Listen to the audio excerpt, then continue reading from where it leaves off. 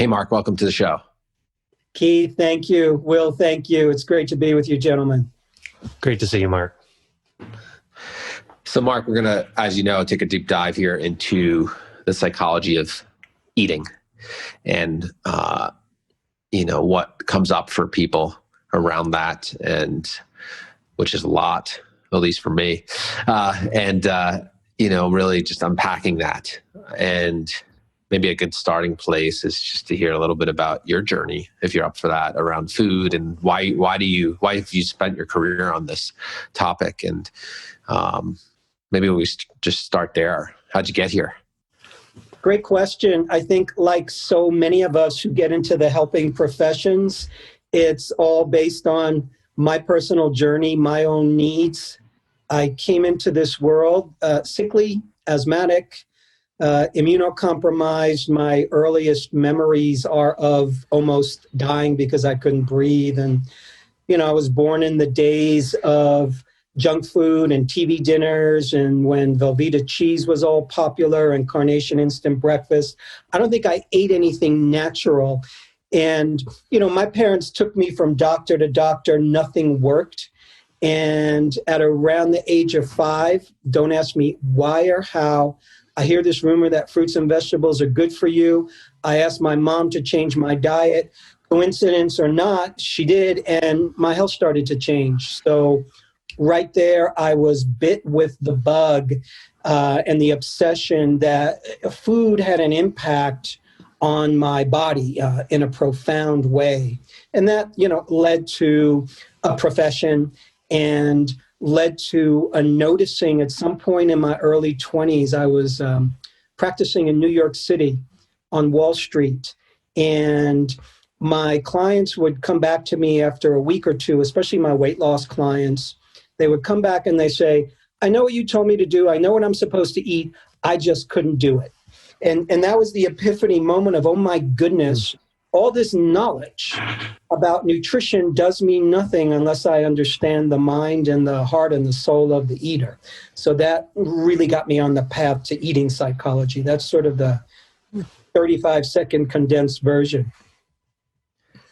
Well, what if we kick off here with, obviously we're in a dieting culture, right? And we're in a culture where a lot of people are constantly either not trying to manage what they eat, or they're trying to manage what they eat.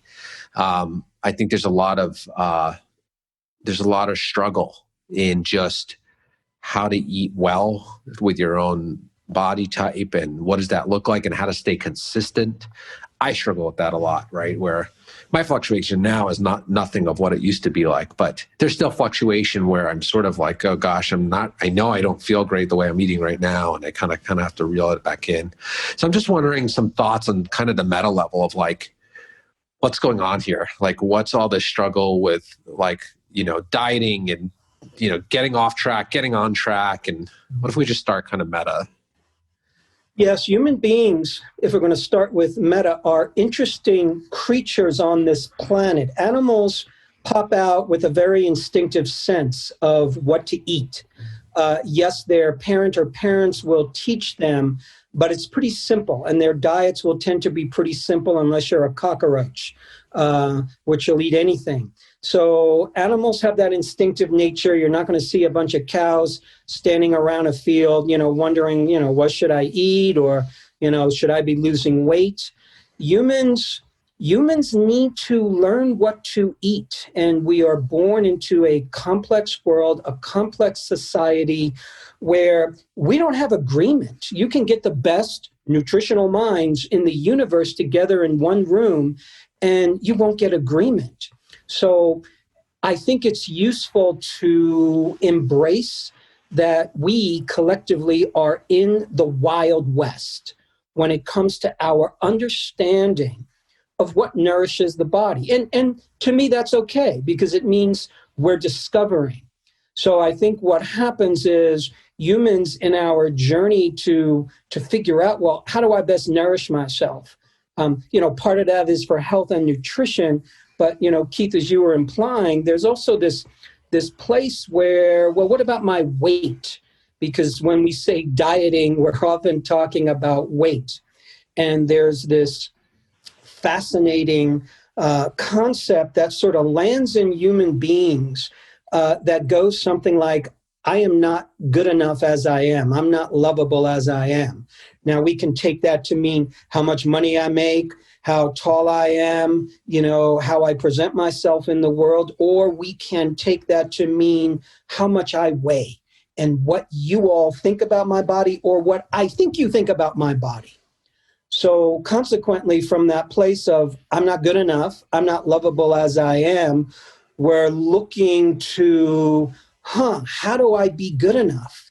Well, what I'm told in the media, what I'm told in the images and the movies and the magazines and everything is, something, you can control how you look, how much you weigh, and therefore your lovability if you just control your food amount and your exercise.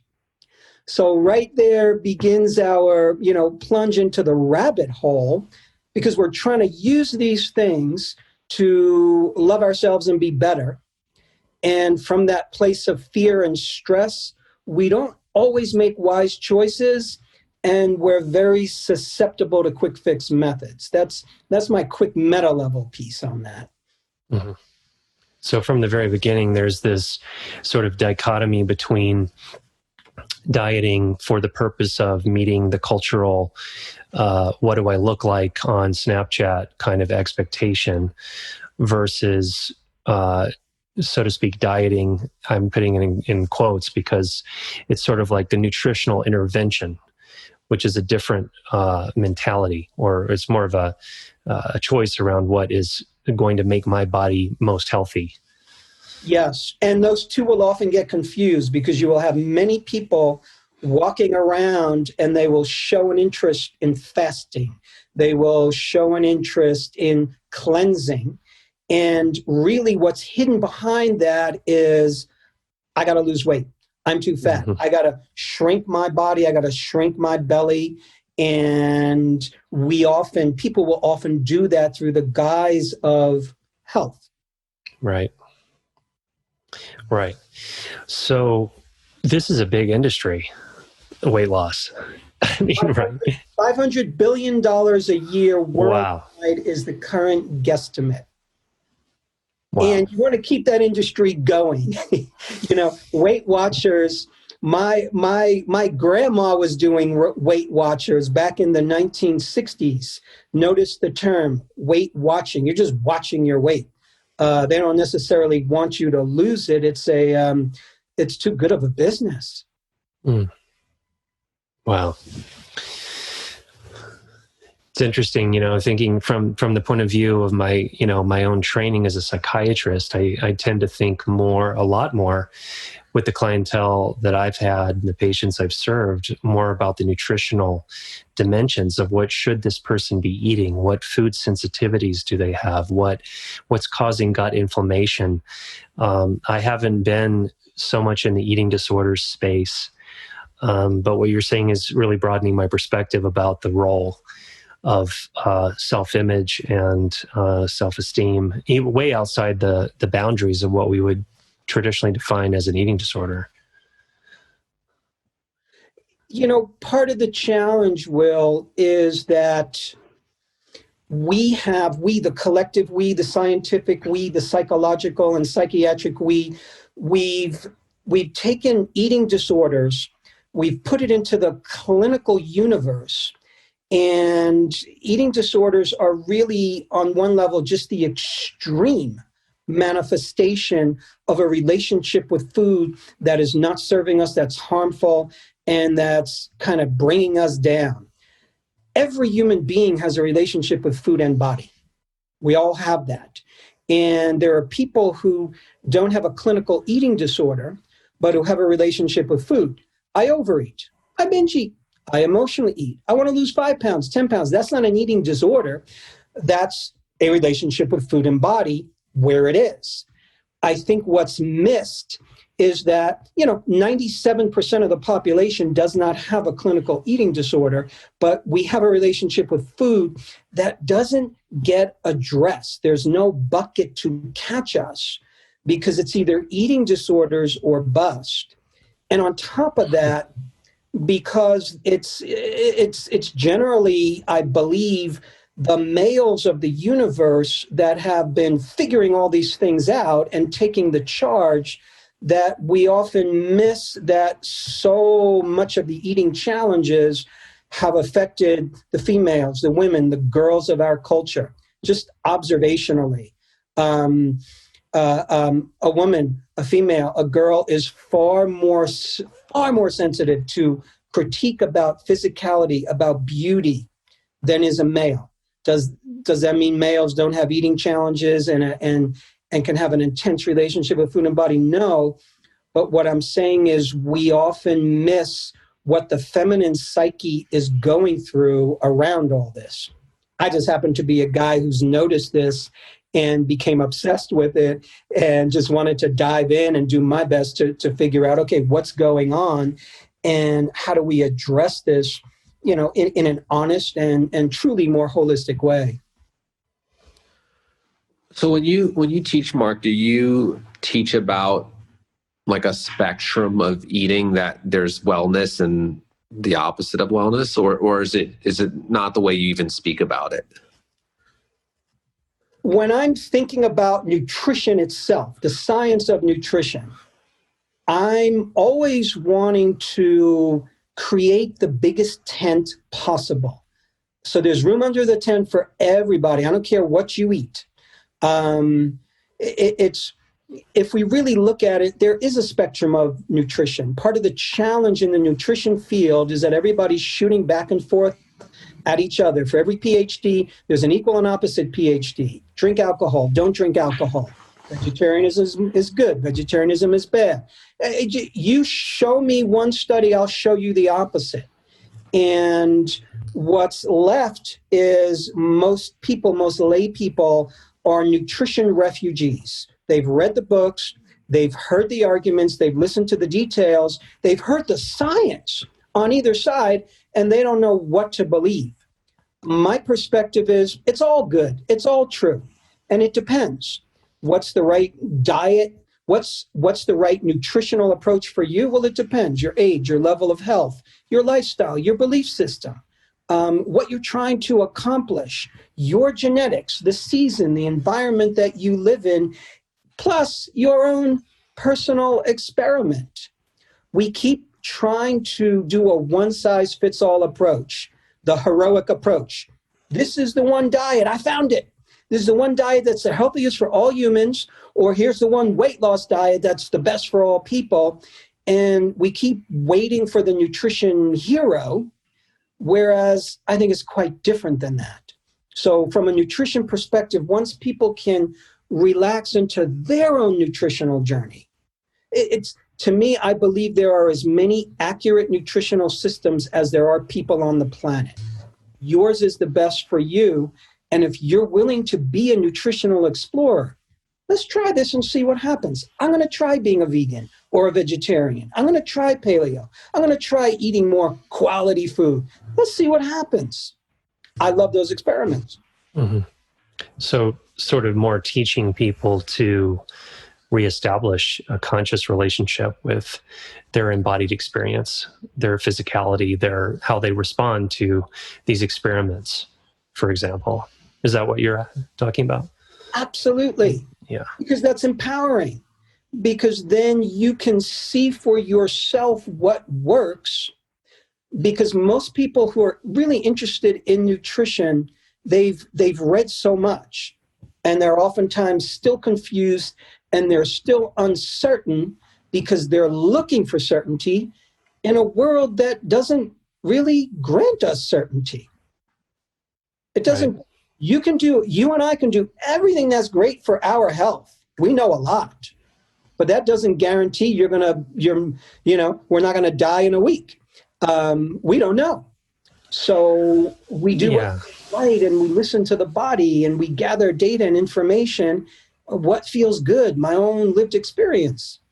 Right. It's sort of like, to me, it's an extension of the remark by Nietzsche 100 years ago that God is dead. Like, you're not going to get information from the US RDA pyramid from the 1970s that's actually helpful for you personally. For some people, maybe the minority of people, having that big of a carb load in their diet is going to be okay for them. But as a one size fits all, for probably most people, that's actually not going to work. So this sort of notion that we have to be activists and take our own health into our own hands and educate ourselves and empower ourselves. It's an empowering notion to think, oh, I have a say in this, and I can discover things about my body that nobody else knows. You're the expert on your body. You can go to the best nutritionist in the world. And at the end of the day, I'm interested in what you have to say about your lived experience and your own nutritional experiments and what happens. Right.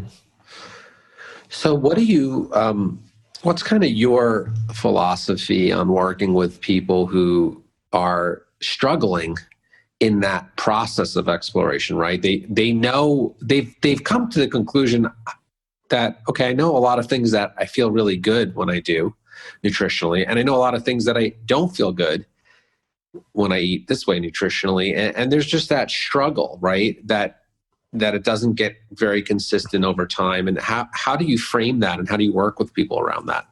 I love that question.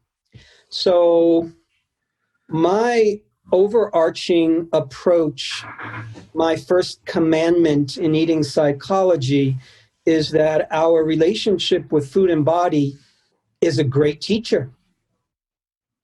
Period. It's just a great teacher. It's here to teach us. So we're often trying to get it right. There's a belief that's floating around there that once I get it right, I'm going to hit this perfection thing. And then I'm never going to make a mistake again. I'm only going to eat when I'm supposed to eat, when I'm supposed to eat it, and I'm going to feel good after I eat it. No more worries, no more downs, no more artificial ups. I'm just going to hit the target every time once I figure it out.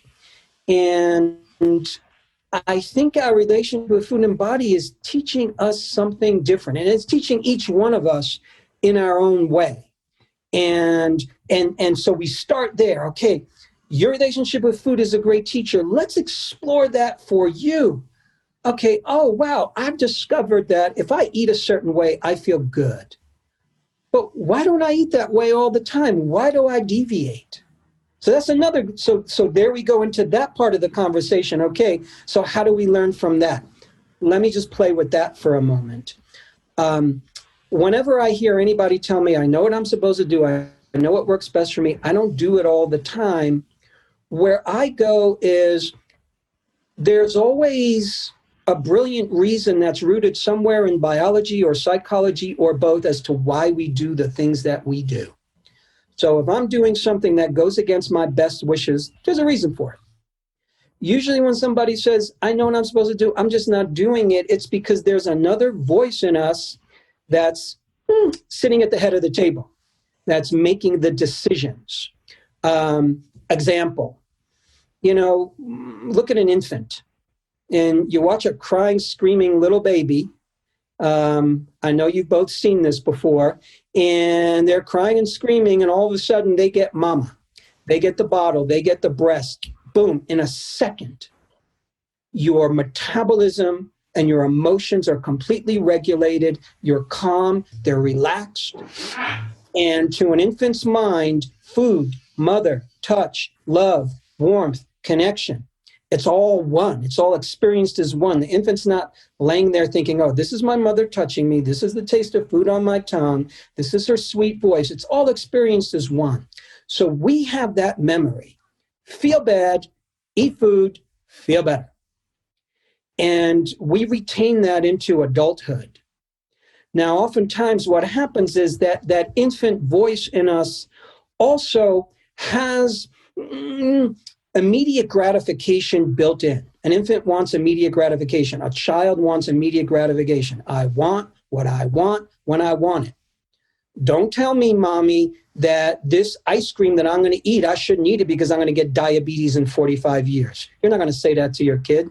they can't hear it. Okay. But you and I, we will retain, I believe, a pantheon of different voices or personas or archetypes in our mind. And those voices, those personas, those archetypes, it's their collection of characters. And at any given moment, any one of them can be sitting at the head of the table. So sometimes, even though the adult in me knows I'm supposed to eat this, that immediate gratification voice just wants to take over. Sometimes it's the rebel in me. And that rebel needs an outlet. If the rebel in me isn't having an outlet, if I can't take my rebel energy and use it in the world as an adult in a good way, so I use my rebel energy in my work. I go against the grain. But if I wasn't doing that, I might rebel against my own self. Nobody tells me what to do, not even me. I'm not going to eat well. I'm not going to exercise. So oftentimes those voices get turned against us when they're down in the dark and we don't bring them into the light. I don't know if that was addressing what you were talking about, Keith, but that's sort of where my brain went. No, you did address it. What I took from that is what you're basically saying is there's a path around relating to your food, and there's ways in which we can eat in different ways, and it's serving something. Even if we frame it in our head like this hurts me, there's still some way it's serving us. We may not be aware of it, and we frame this is what makes me feel good, and there's some way that serves us. And so it's all in service. It's just there's a lot to learn about why we're doing the things we're doing with our food. Yes, and understanding who's sitting at the head of the table when we make a choice. Is it the adult in you? Is it, if you're a man, is it the king in you? You're a woman, is it the queen in you? Or is it the teenager in you? Is it the child in you? In any given moment, if I'm sitting with a client and they're talking about their relationship with food, I can sometimes see or I'll play with, how old is this person really right now as they're talking about their struggles? Because oftentimes we'll time transport to, an earlier day when my mom told me I was fat, or the first kid made fun of me, or I just didn't know how to make a good choice for myself. And a part of us pitches our tent there. And so if my relationship with food is a great teacher, I'm learning how to nourish myself. And that's a practice. I'm learning how to feed myself in a way that works. That's a practice. I'm learning that even if I emotionally eat, or even if I make a choice that I know is going against myself, can you forgive yourself? Or do I go down the path of, I can't believe you ate that, you jerk, you're bad. And this is probably, to me, you want to talk about autoimmune diseases, I think the most prevalent and damaging autoimmune disease is self-attack. Mm-hmm. The silent self-attack that so many people go into, particularly around food and body. And it's that self-attack that keeps us locked in and circling in the same spot.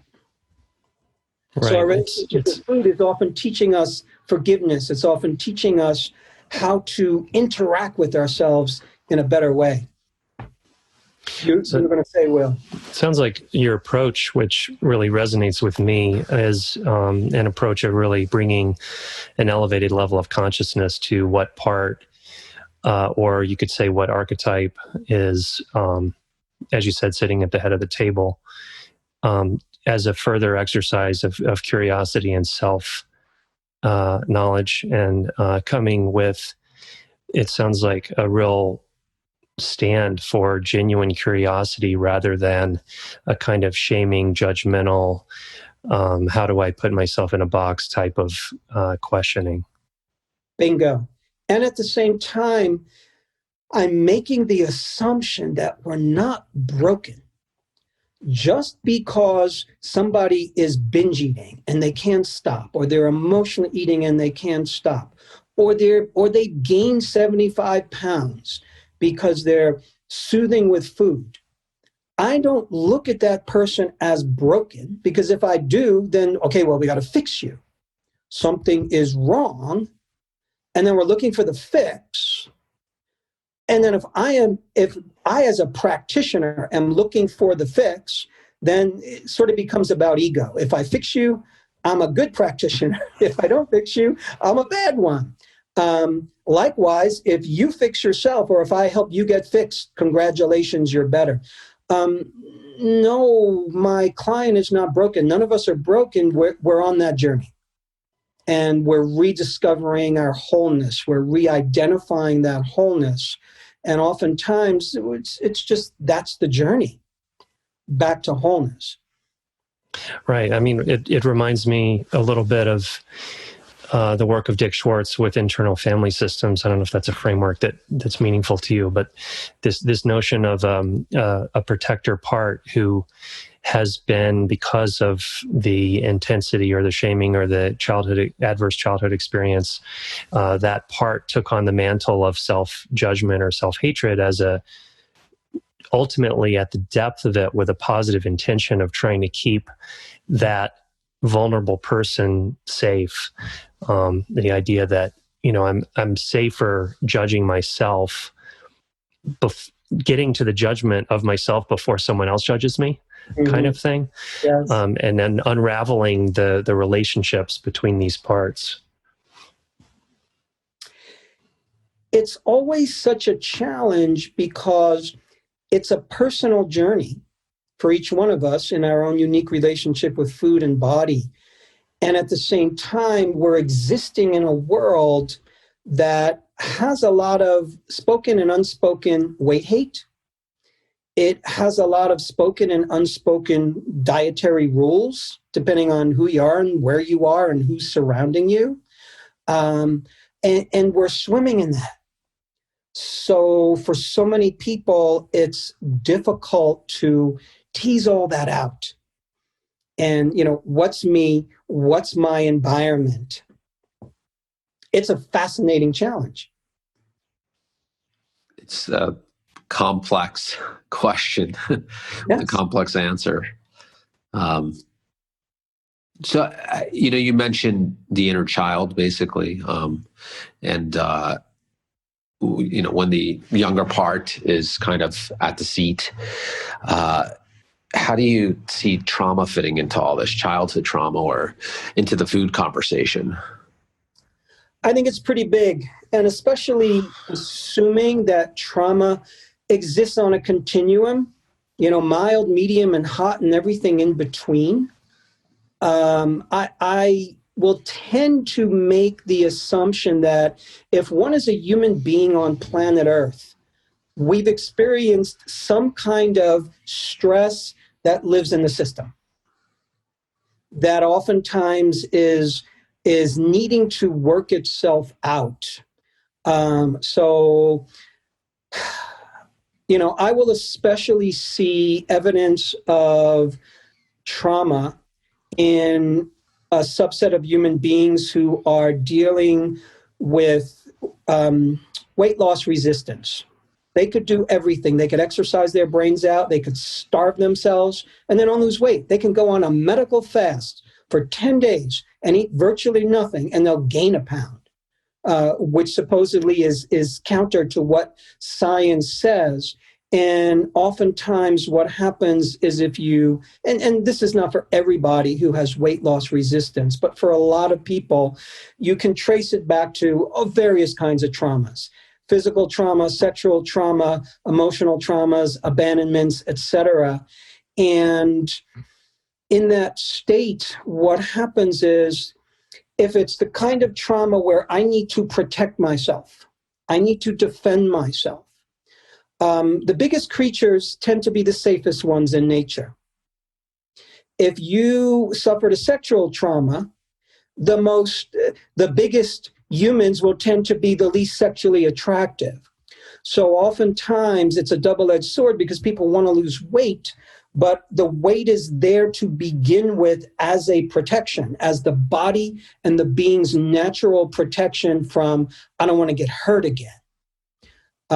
Likewise, if we suffer an early trauma, that can often live in the digestive system. The digestive system is fantastically sensitive to emotions and to experience.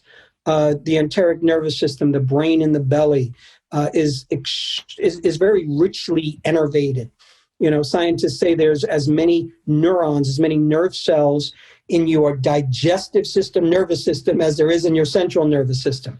And in other words, there's a lot of information contained in the gut. So if there's an offense that happens, if there's a stress that happens early on, that can literally create digestive shutdown.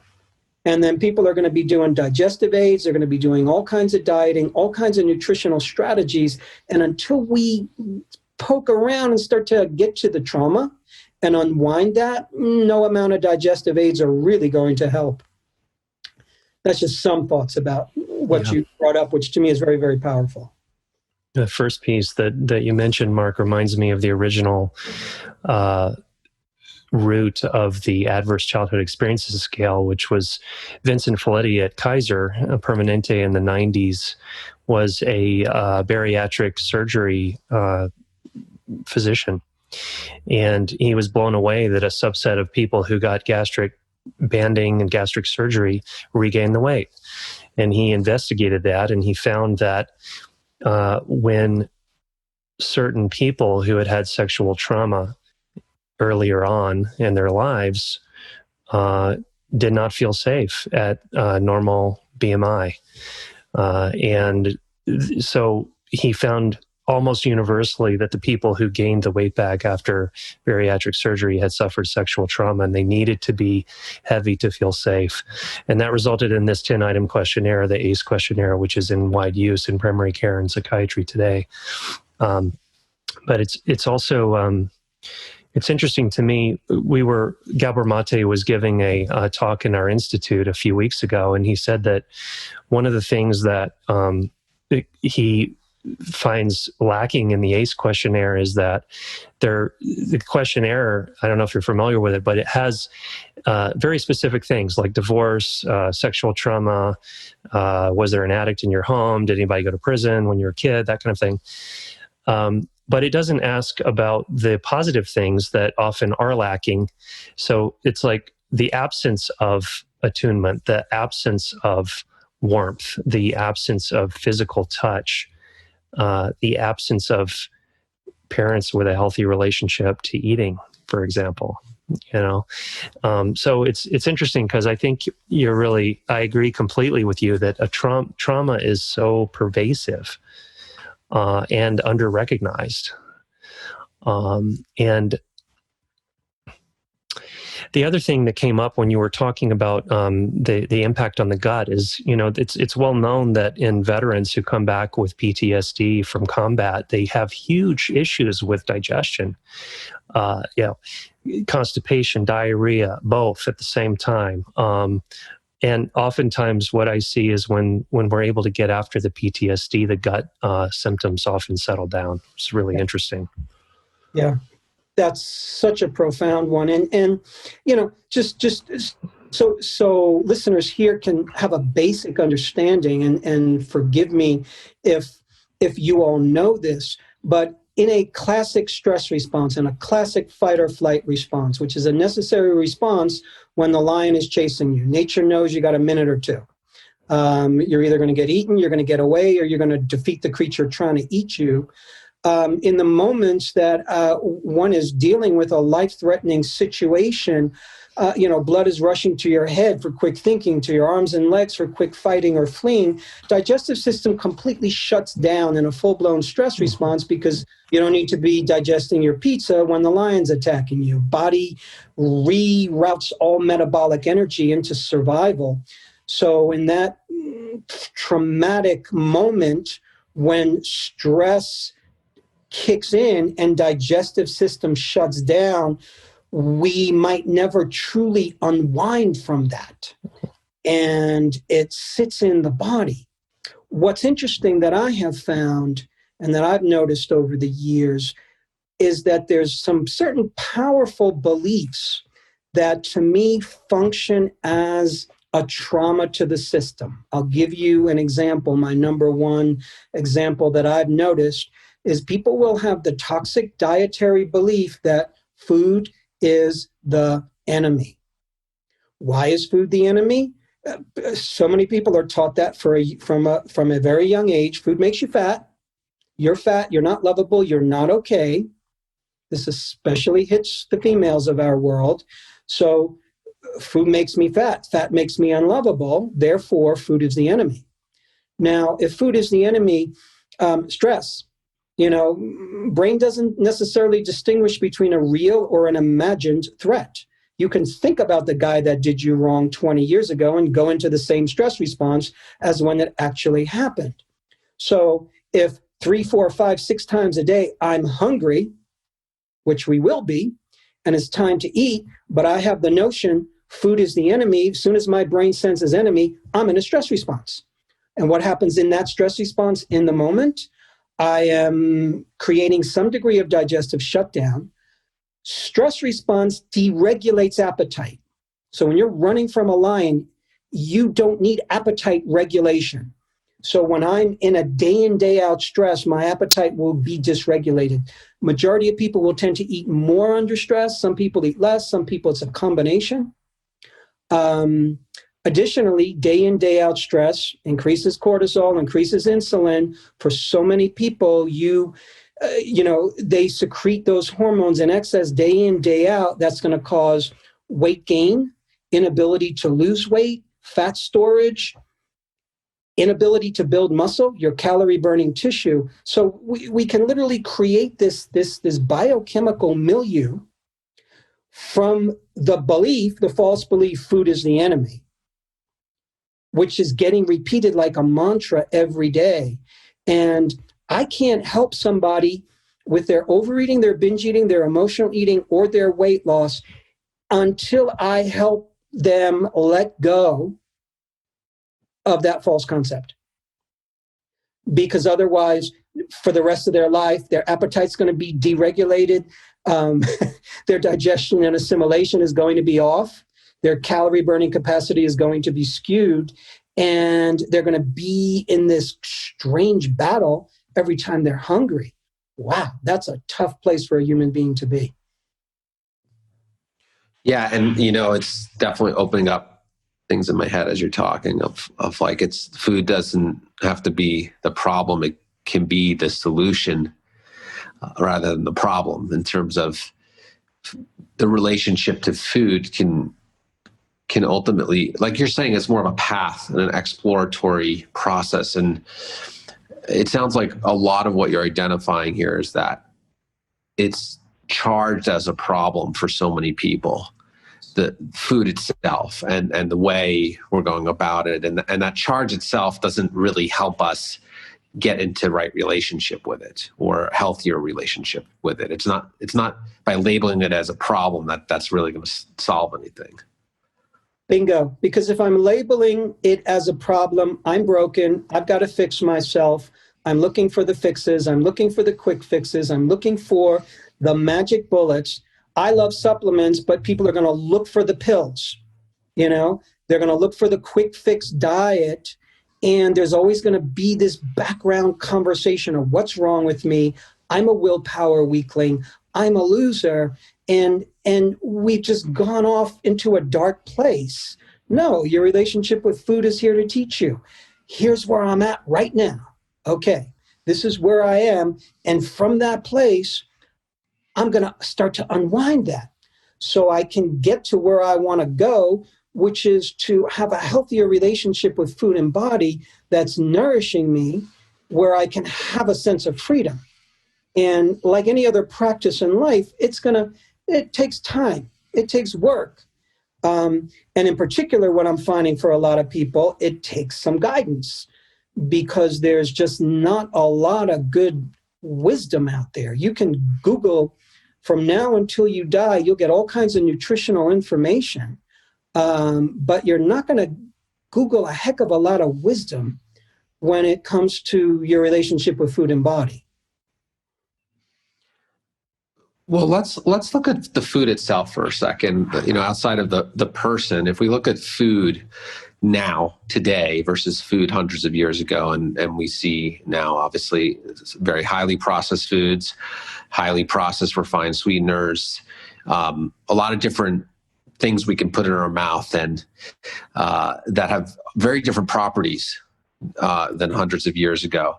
How would you frame that part of the conversation, which is, we've got chemical agents in foods that might even be more addictive on certain levels with refined sweeteners. And how do you frame that whole part of the conversation about what's available to us today and how it's affecting our psychology? Yes. It's, what we eat, I'm going to say, is 50% of the equation when it comes to creating a healthy human being. So as it relates to food, the what of what we eat, the specific foods, that's 50% of it. To me, the other 50% is who we are as eaters, what's going on in my mind. Firstly, you probably know people who eat the healthiest food in the universe, and they're still sickly, they're still unhappy, they're still miserable. So eating the healthiest food guarantees us nothing. If I'm constantly eating in a stress state, there's many reasons one would eat under a stress state: post-traumatic stress, toxic beliefs about food, about myself, about the body, my own environment. I'm eating just in a stress state all the time. You will excrete nutrition in a stress state. You'll literally piss it away. So so there's really two kind of wings to that. So when we look at the wing of actually what to eat, let me take the field of nutrition and condense it into what I think are the general three most important concerns that we should be looking at. Number one, I'm going to say food quality. For the average human being, what I have found is you can almost keep them on the same kind of foods that they're eating, but if you increase the quality of those foods. So instead of store-bought juices, you get them fresh organic. Instead of the store-bought vegetables and fruits, you get them organic. Instead of the, poor quality meats, you give them free range. You start to improve the quality of the food. All of a sudden, you are increasing the nutrition. You're increasing the micronutrition, which is what so many people lack. So just as physical beings, we have gotten far away from the natural. So I'm always looking to help somebody think in terms of quality of food, because surprisingly enough, not a lot of human beings are thinking of quality. We think of quantity. Look at all the information that's hurled at you. McDonald's $1 meal, you get all this stuff for $1. Quantity. You go to the supermarket and you get the big box of donuts for $2. Quantity. So you get people thinking more about quality. I think that's an important nutritional distinction. Probably one of the most powerful nutritional experiments we can do is experimenting with macronutrient balance. A significant amount of the diets that you see out there are just switching ratios of protein, fat, and carbohydrates. A lot of human beings for a while, starting in probably the late 60s, we adopted a high-carb diet, all the high-carb foods, and that will have an impact on a significant number of human beings. There's a lot of people who are macronutrient imbalanced. For you, some people do well on a lot of carbohydrates, grains, let's say. Some people do very poorly on that. Depends on the body. It's an experiment. There's people, you can take them, you can be feeding them more food and more fat, but you're increasing their ratio of protein and fat in their diet, and their body will shift, their health will shift, energy will shift, weight will shift. So macronutrient balance is something I will always look to experiment with based on what a person has been eating, based on what their complaint is. Third thing I think to be aware of in the big nutritional picture are food sensitivities and allergies. Your body is unique. Every body is unique. Some people, gluten's the big one. Some people are immune to it. They could eat all the gluten in the universe and it doesn't matter. Other people can sniff gluten and it will give them a headache. it will put them under for a day. Those are the people who have celiac disease, who are completely intolerant. So there's a gradation in terms of people and their sensitivities. And you could have all the food allergy testing in the world, and the gold standard really is one's own experimenting. You get rid of certain foods for a couple of weeks, see how you feel. Reintroduce those foods, see how you feel. That determines so much. If I just work with those three principles with most people, you can create some wonderful changes in the most common health complaints that people show up with. Yes, are there more arcane nutritional problems? Yeah, but that's 3, 4, 5% of the population. That's really helpful, Mark. Very practical.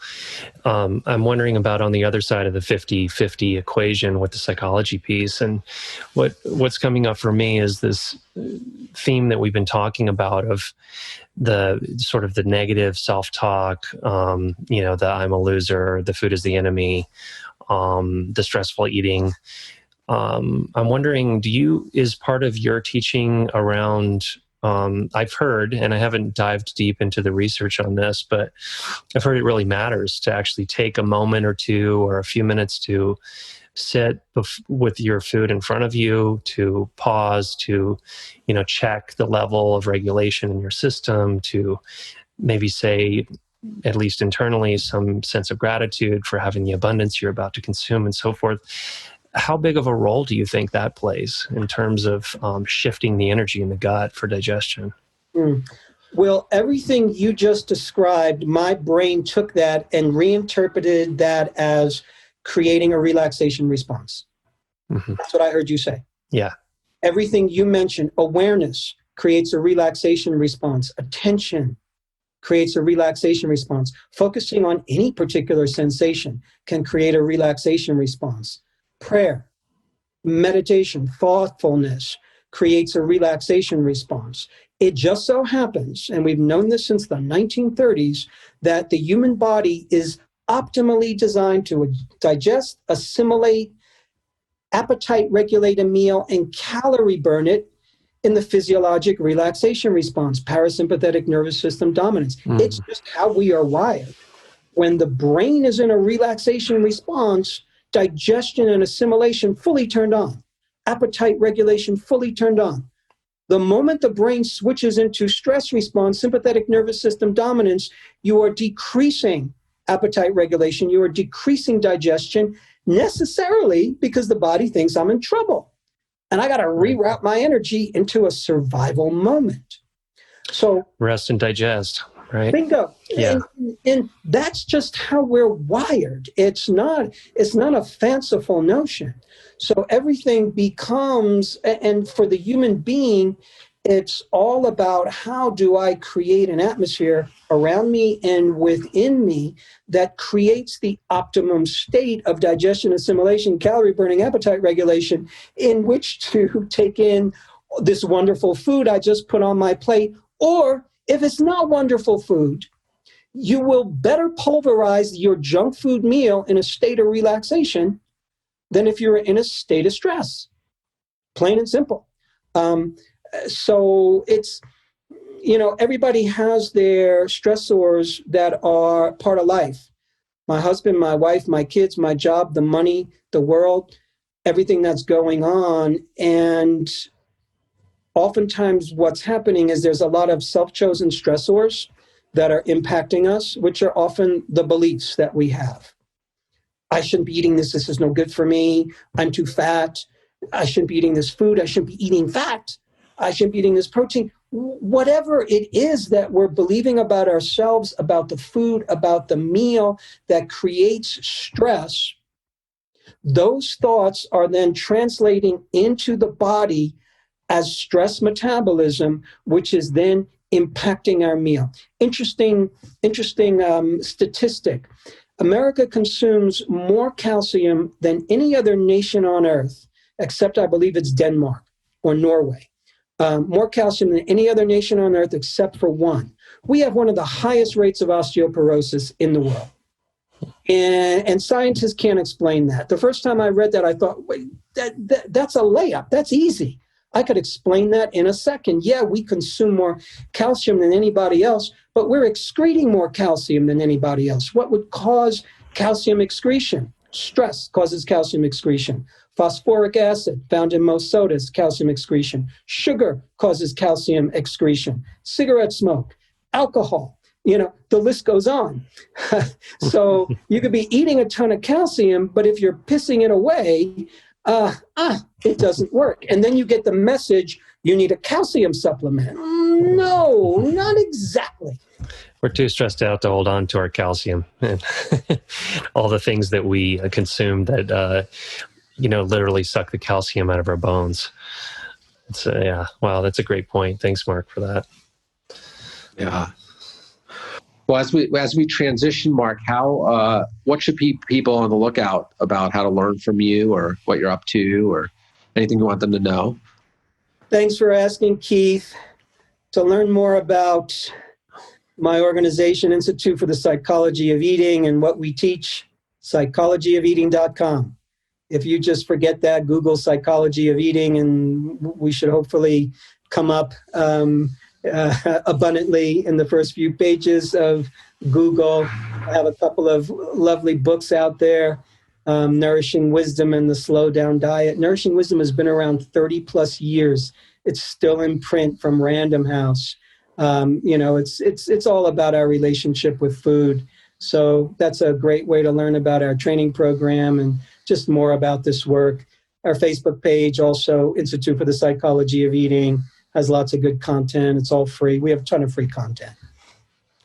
That's great. I think I read Nourishing Wisdom, almost 20 years ago that I came across it. It was a big book for me. I really appreciated it when I found that book. I'm honored. I'm so honored. It's writing a book is a labor of love. And it's just really a blessing that it still has a life. It's still out there and it's still helping people. Well, we end with the same question for every guest, which is, if you had a billboard that every human would see once in their lifetime, and there was a paragraph on it, what would you want them to know?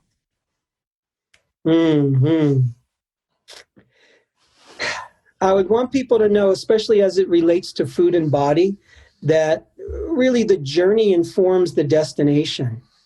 Most people want to be healthy, or they want to have the right weight, and they want to have the right diet so I can be happy. I'm going to be happy. I'm going to be the real me. And what often happens is that in order to have the right weight and the right diet, we believe I have to punish myself, I have to limit myself, I have to hate myself, I have to talk negatively to myself. And somehow that journey that's filled with limitation, extremes, extreme dieting, extreme exercise, and extreme negative thinking and talking, that somehow that's going to end up in self-love. So choose to eat healthy, and work on your weight if that's what you want to do. But look at what the end result is. Like, who's that person that you're going to be at the end? And notice how you can start to be that person now. I find when I can help people do that, their health journey, their weight journey, their body image journey becomes a heck of a lot easier. Thanks, Marc. Thanks so much for joining us today.